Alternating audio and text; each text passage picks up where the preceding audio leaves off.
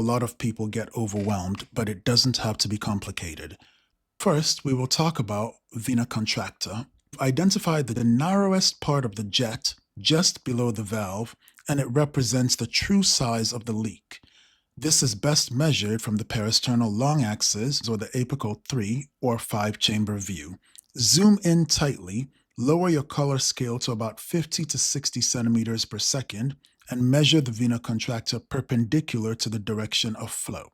A wider vena contracta means a bigger hole and a more severe regurgitation. Take a look at this table here. Remember, vena contracta is the true hole size. Bigger means worse. For aortic regurgitation, measure the narrowest portion of the color jet just below the aortic valve in diastole, using the peristernal long axis view with color Doppler zoomed and the Nyquist limit optimized. Remember to measure inner edge to inner edge at the vena contracta, not the jet length. A vena contracta less than 0.3 centimeters suggests mild AR. 0.3 to 0.6 centimeters suggests moderate, and greater than or equal to 0.6 suggests severe aortic regurgitation. Now let's talk about pressure half time and how to measure it correctly. Remember, pressure half time tells us how quickly the pressure between the aorta and the left ventricle equalizes during diastole. To measure pressure half time in aortic regurgitation, place continuous wave Doppler directly through the AR jet, typically from the apical window, which can be apical 3 or apical 5 chamber, where the regurgitant flow is most parallel.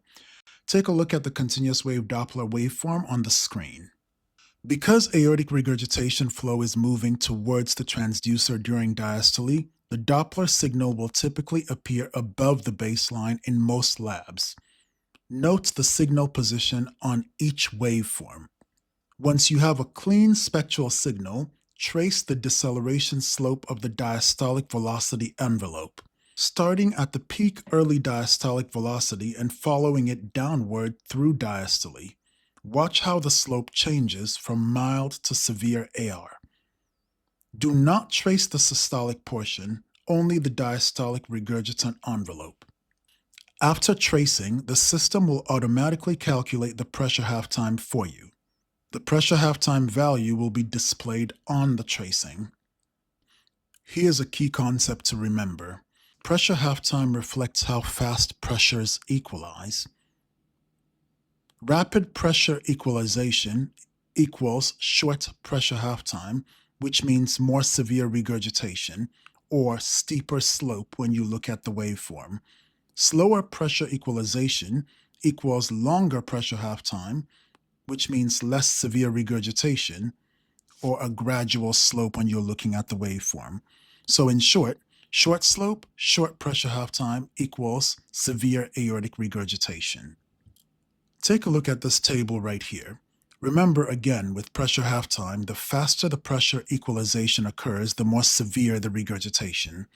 To measure pressure half time, use the continuous wave Doppler aligned through the aortic regurgitation jet. Allow the system to calculate the pressure half time. With mild aortic regurgitation, pressure equalization occurs slowly due to a small regurgitant orifice. This produces a shallow deceleration slope and a long pressure half time, typically greater than 500 milliseconds. When it comes to moderate aortic regurgitation, pressure equalization occurs at an intermediate rate. The deceleration slope is steeper than mild but not abrupt, with a pressure half time usually between 200 and 500 milliseconds. For severe aortic regurgitation, pressure equalization occurs rapidly because of a large regurgitant orifice and a significant diastolic backflow.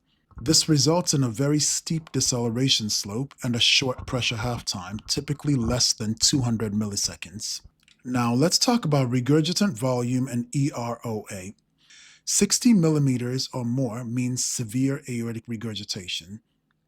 I need you to remember that EROA and regurgitant volume answer two different questions. EROA tells you how big the leak is. Think of it as the size of the opening that the blood is leaking through during diastole.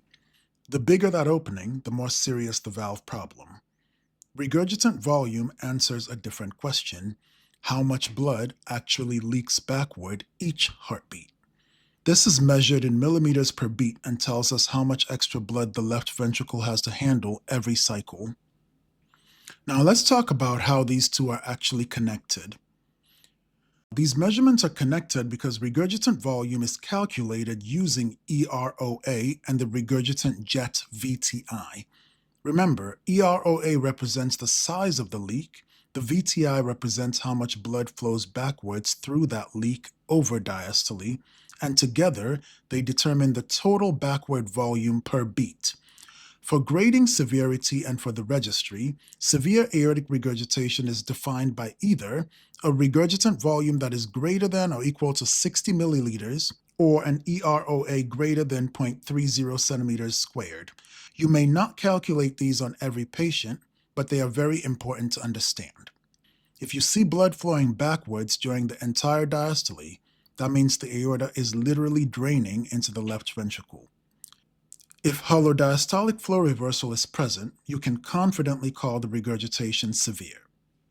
As a quick summary, the three critical measurements in AR are the vena contracta, the pressure half-time, and the regurgitant volume. Let's talk about acute versus chronic AR. Take a look at this table right here.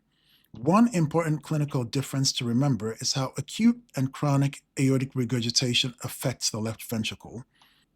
Acute regurgitation can cause sudden pulmonary edema even though the left ventricle is still normal in size because it hasn't had time to adapt. Chronic aortic regurgitation, on the other hand, develops over time and slowly stretches the ventricle as it adapts to the ongoing volume overload. Feel free to pause the screen or take a screenshot of this slide. This acute versus chronic comparison is very important to both clinical practice and the registry. Now let's return to this registry power slide because at this point, nothing on here should feel random anymore.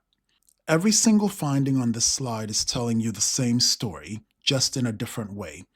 Aortic regurgitation is a volume overload problem, so whether it's a wide vena contracta, a short pressure half-time, and a large regurgitant volume or holodiastolic flow reversal, they're all showing you rapid pressure equalization and severe backwards flow. And that is exactly how the registry thinks. If you see any one of these, you should already be thinking this is severe aortic regurgitation. Here's a final registry recap. Aortic regurgitation is a diastolic valve problem that causes volume overload of the left ventricle. Severe AR is not diagnosed by one number, it is diagnosed by patterns. 1. A wide vena contracta tells you the leak is large. 2. A short pressure half-time tells you the pressure is equalizing quickly. 3. A large regurgitant volume or EROA tells you a significant amount of blood is leaking backwards every beat. And finally, holodiastolic flow reversal is your strongest Doppler marker of severe AR. If you see any one of these, the correct answer is severe aortic regurgitation. Well, that brings us to the end of this lecture. Thank you so much for allowing me to help you today. Stay tuned for the next one. If this helped you, subscribe so I can keep helping. Don't miss the next video.